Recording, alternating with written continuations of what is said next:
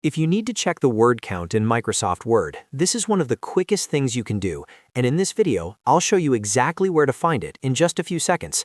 This is super useful, whether you're writing an essay, a report, a blog post, or any document where you need to stay within a word limit.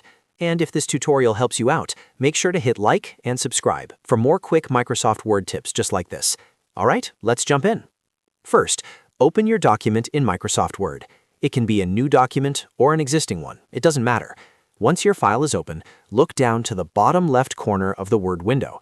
This area is called the status bar, and it gives you helpful information about your document at a glance. Over here, you should see the word count displayed right away. It may show just the number of words, or it may show additional information depending on your word settings. If you don't see it immediately, make sure the document is active and give the bottom bar a quick look. In most cases, word count appears automatically, so you don't need to click through menus or open any extra tools. That's what makes this method so fast and easy. If you want, you can also click on the word count area for more detailed stats, like characters, paragraphs, and other document information. But for the basic word count, all you really need to do is open the document and check the bottom left status bar.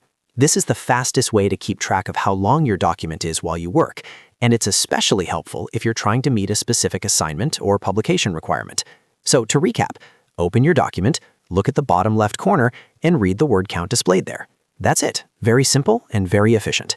If this video is helpful, please like the video, subscribe to the channel, and stay tuned for more easy Microsoft Word tutorials. Thanks for watching, and I'll see you in the next one.